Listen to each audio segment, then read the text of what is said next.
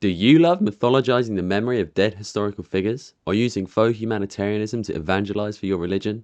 Well, the Catholic Church is the place for you. Mother Teresa is one of the most revered quote-unquote charity workers of all time. So much so that her very name has become synonymous with being a generous, kind-hearted person. Okay, Mother Teresa. No, I am like Mother Teresa. She's kind of like Mother Teresa. She's as respected as Mother Teresa. She's a lot of people's idea of a saint on earth, which makes sense because she is literally a saint. The Catholic Church, in fact, broke centuries of papal practice to canonize her quicker than is generally allowed, and she was awarded the Nobel Peace Prize in 1979 for her work to, quote, overcome poverty and distress. But is Mother Teresa really worth the reverence? Nope. She was a fraud and a fanatic whose entire life and memory serves only to propagandize on behalf of the Catholic Church, one of the most poisonous institutions ever to crawl out of the European imagination. Welcome to Fraud Watch.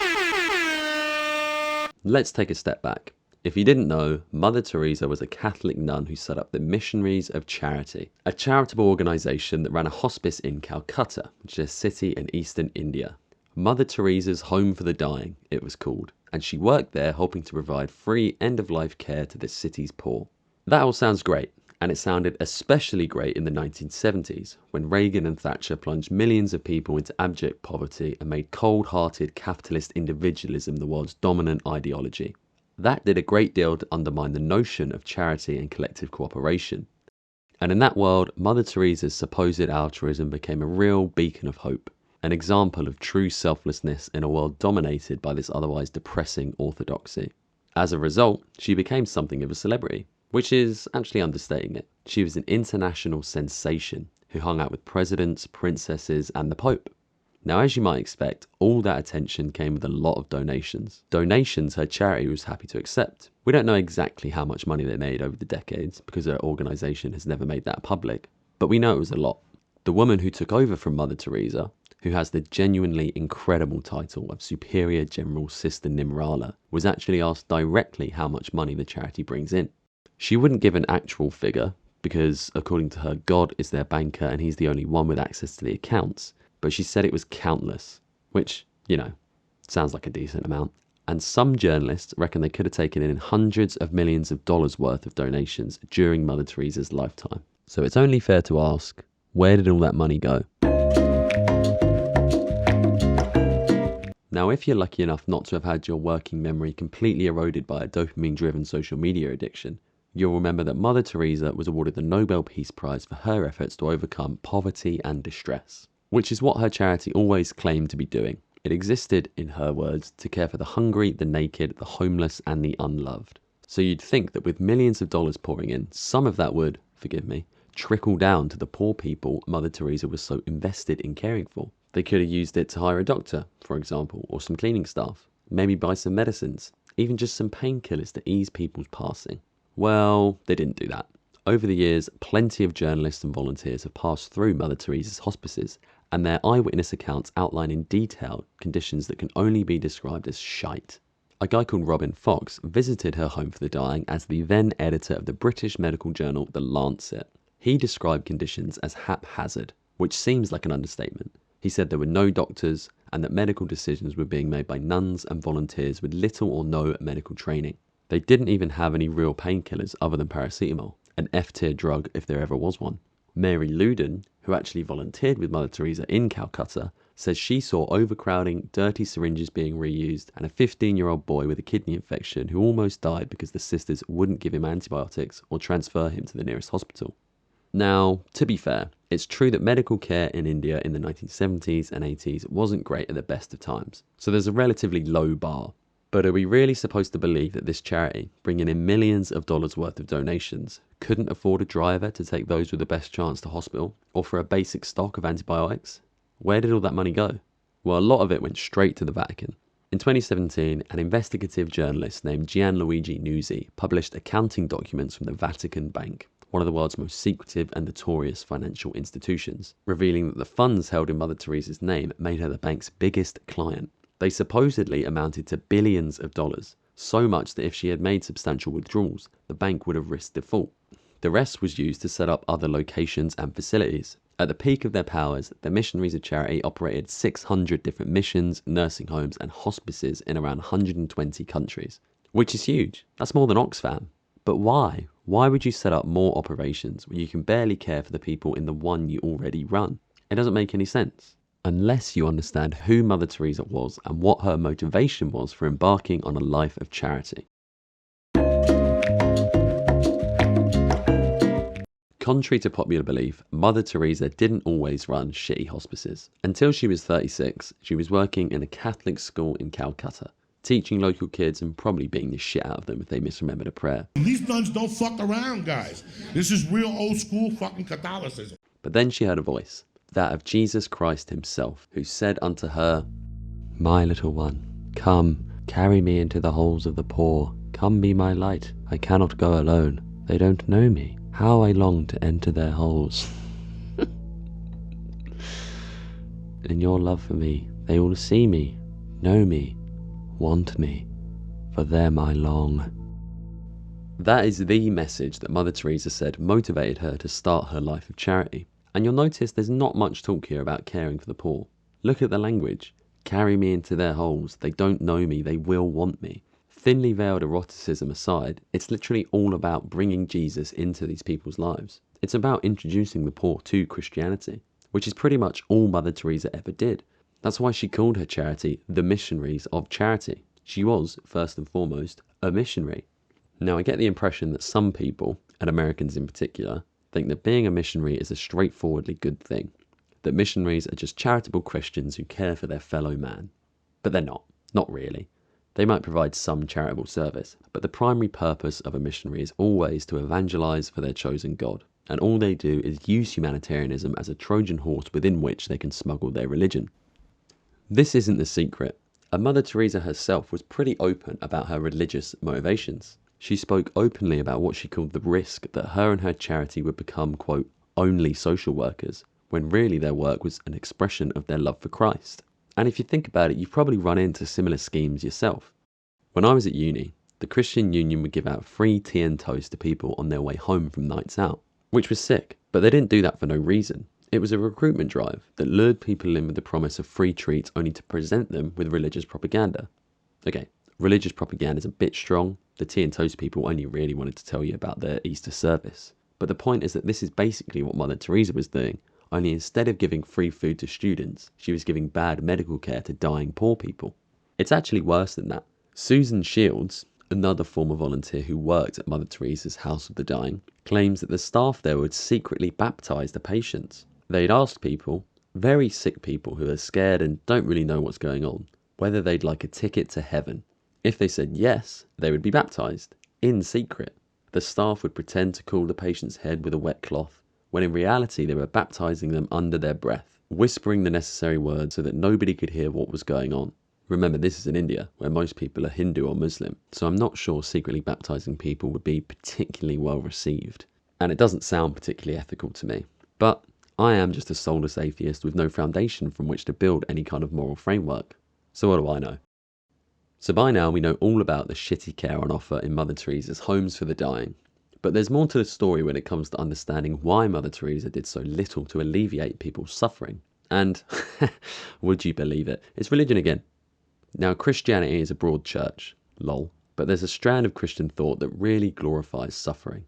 It dates back to the 13th century, when St. Francis of Assisi was supposedly encouraged by Christ to embrace a life of poverty. He started the Franciscan Order of Friars, basically a load of blokes who swore off their earthly possessions. And since then, the idea that an impoverished life is a virtuous life has had a strong presence in Christian thought. That's partly why Nietzsche described Christianity as a slave religion, because it teaches the poor and oppressed to accept their lot, that there's value in their suffering. It's also why Marx opposed Christianity. You've probably heard his whole religion is the opium of the masses bit, which pisses me off because it's always taken out of context. People throw it around as if to say religion is just a drug, but the full passage is so much deeper. Religion is the sigh of the oppressed creature, the heart of a heartless world, the soul of soulless conditions. And Marx's secularism was driven by his belief that religion is invented to bring happiness to people living inherently unhappy lives. But it's an illusory happiness that uses spiritual, i.e. imaginary themes and images to distract people from the suffering and injustice inherent to the real world, which, in turn, distracts them from working to improve their material conditions in this world, the only one we know for certain exists. You could even argue that Mother Teresa fulfilled that same role for white Westerners crippled by the cold-hearted politics of the day and the crushing feeling of pointlessness that capitalism has thrust upon us, by acting as a conduit through which they could pretend that the world was better than it is, and even contribute to a selfless humanitarian cause, of the kind being actively undermined by their governments at home. They were, after all, living through the death of the workers' rights movement that has never since recovered from having Thatcher and Reagan's food crushing down. The point is, Mother Teresa really subscribed to this poverty is good way of thinking. But what she didn't subscribe to was the Brother Goose YouTube channel, where I exploit your need for lunchtime entertainment in a desperate search for ad revenue that might make 5 years of university worth the tens of thousands of pounds of outstanding student loan debt that hangs over me like a fat, throbbing cock. I'm getting distracted again. Point is, Mother Teresa wholeheartedly believed in the virtue of suffering. She said it herself. It's very beautiful for the poor to accept their lot, she said, because they share it with Christ. Which lays out why Mother Teresa didn't really care to actually reduce suffering in the country she worked in. Because in her eyes, suffering and impoverishment is a spiritual good, and enduring that pain brings both individuals and society closer to God. At least when it's other people doing the suffering. When she was dying, it's worth pointing out, she flew to America to get proper healthcare and proper painkillers. Now, if you do ever hear criticism of Mother Teresa, it tends to be criticism of her terrible opinions. Mostly, this has to do with her ultra-conservative stance on women's rights. And the one people talk about the most is her being anti-abortion. And she was vehemently anti. She even used her Nobel Prize acceptance speech to rail against what she called the evil of abortion, which she described as the greatest threat to world peace. But she wasn't just anti-abortion. She was also anti-contraception and followed the Vatican's dogma on condoms, preaching to crowds that contraceptives were morally equivalent to abortion, which, because she believed abortion to be murder, means that she thought contraceptives were murder. A completely nonsensical opinion if I've ever heard one, and I've heard loads. But the Catholic Church has always been anti-condoms, and was especially anti in the 70s, 80s and 90s, teaching that they were evil and against Christian ideals of premarital sexual abstinence, which is easy to write off today as something only silly religious people believed. But it was a massive contributor to the AIDS pandemic, particularly in Africa and other poor places, where the Catholic Church was an incredibly influential institution, in large part thanks to the work of European missionaries who've spent centuries destroying local religions and replacing them with Christianity. People really trusted the church in those days, so when the Pope told people that condoms were immoral, dangerous and wouldn't protect them against AIDS, they believed it. So Mother Teresa contributed to that. And whatever you think about abortion, to describe it as the greatest threat to world peace, just as the Cold War was heating up again, is patently ridiculous. It's a completely hysterical statement, one that reveals the fundamentalist Christian worldview that defined Mother Teresa's life. Now, to be fair, I don't think it's particularly surprising that a Catholic nun born before World War I was anti-abortion. I think it's a clearly incorrect opinion, but it's part of the course really, isn't it? What I think is worse, or at least more contradictory to her image as an anti-poverty campaigner, is this more general opposition to efforts that give women control over their reproductive rights. Abortion is obviously one part of that, but so are contraceptives. And I'd argue that Mother Teresa's opposition to these basic rights, alongside that of the Catholic Church, actually worked to maintain the poverty she's always praised for alleviating. Because freeing women from what is essentially an animalistic cycle of childbirth, giving them control over their reproductive cycle and helping people plan pregnancies rather than having them thrust upon them, is one of the most reliable ways to combat poverty, something a million different studies agree on. And by opposing those measures, Mother Teresa and the church she represented helped slow down human progress and embed the poverty she's always praised for alleviating. So maybe Mother Teresa didn't fully understand the socio-economic consequences of her 18th century opinions. But a lot of people will say, look, she was a religious woman who held to her faith. So even if you don't agree with her, you can respect how she stuck to those principles. Unfortunately for those people, Mother Teresa was also a flagrant hypocrite. We've already mentioned how she flew to America for proper medical treatment after spending a lifetime expounding the spiritual benefits of worldly suffering. But there are plenty of other examples. When she wasn't busy hoarding donations and preaching against abortion, for example, Mother Teresa also found time to campaign against divorce, particularly in Ireland, a Catholic country where divorce was illegal for religious reasons, until 1995, that is, when there was a referendum to lift that medieval prohibition. Mother Teresa actually visited Ireland to campaign against that. She wrote an open letter saying that divorce is not only wrong for Catholics, it is wrong for everyone, and gave speeches advocating for a policy that would tie Irish women to their abusive partners for life. Again, you might not agree with that, but if that's her deeply held religious conviction, who's to argue? But did she really believe that? Did she really believe that divorce was wrong for everyone? No. At least, not when the people getting divorced are royalty. When Princess Diana got divorced from Prince Charles, the now cadaverous king of my once great nation, Mother Teresa proudly congratulated her and spoke gladly of the divorce that she said was in the best interest of all parties.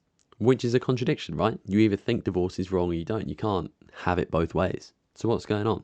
Well, this lenience is best explained by the fact that Mother Teresa had a long-standing friendship with the Princess of Wales, whose own popularity and reputation for kindness and generosity helped bolster her own. But would you believe it? Mother Teresa actually has a long record of relaxing her rules when it comes to her rich friends. She was, in fact, on good terms with dictators and con men from all over the world. And this isn't some guilt by association thing. She spoke glowingly about some abjectly evil people. When she returned to her homeland of Albania, for example, she laid a wreath at the grave of Enver Hoxha, an Albanian dictator who built one of the cruelest Stalinist regimes in Eastern Europe. She also visited the Duvalier regime in Haiti, which was at the time ruled by President Jean-Claude Duvalier, otherwise known as President Baby Doc. And let me tell you, it's always a bad sign when a world leader has a nickname. He spent decades hollowing out the Haitian state, emptying the treasury to heap riches on his friends and family while the Haitian people suffered some of the worst rates of poverty in the Western Hemisphere. Those who opposed his mafia regime, thousands of people, were tortured or killed under a US-backed terrorist state whose violence saw hundreds of thousands of people flee the country. Mother Teresa, however, had no problem flying to Haiti to accept an honorary medal from the president himself, and afterwards gave a falling statement to journalists that said she had never seen the poor people being so familiar with their head of state as they were with the Duvaliers. It was a beautiful lesson, she said. With her. It was a beautiful lesson for me. I have learned something from you. So, thank you. Now that is one, bullshit, and two, propaganda. But the point is that while Mother Teresa preached strict rules for the poor and glorified their suffering, she never applied those standards to her rich friends. If they wanted to steal money, flaunt their wealth, or get divorced, that was fine. And she was more than happy to pay lip service to these terrible people so long as they returned the favour. Which, I hasten to point out, is a Catholic Church classic. The Vatican has always preached harsh punishment for ordinary sinners, but by the Middle Ages had started to accept donations that they said would absolve people's sins and ease their path to heaven. The sale of indulgences, as this was called, helped make the Catholic Church one of the richest organisations on the planet. It financed fancy artworks and built the grand cathedrals that still draw in millions of tourists every year, all while the peasantry died from starvation and disease. Its indulgences for the rich, hellfire and brimstone for the poor. Mother Teresa spent her life paying tribute to this proud tradition, not only by loosening her rules for her rich friends, but by using people's donations to build 600 missions that did almost nothing to help suffering people, and instead stood as a monument to the fanatic, fundamentalist version of Christianity that defined her as a person. They also all carried her name, which I personally think seems a bit narcissistic for someone so regularly praised for her selflessness and humility. But again, atheist. So if all Mother Teresa did was run some shitty hospices, convert poor people to Christianity, preach opinions that were conservative and backwards even for the 1800s, and launder the reputations of outwardly Christian dictators, why is she so loved? Well, there's two main reasons. Firstly, the Mother Teresa myth was great PR for the Catholic Church. She was an advert for Christianity's supposedly humble and caring nature, and the Church really embraced her as a marketing strategy, most obviously by changing the rules so they could make her a saint ASAP after she died. They also went along with an obvious fraud of a miracle associated with Mother Teresa. People need a miracle to be canonized. It's just one of the rules. And in Mother Teresa's case, a Bengali woman named Monica Besra claimed to have had a tumour cured by a beam of light emitted from a picture of Mother Teresa hanging on her wall.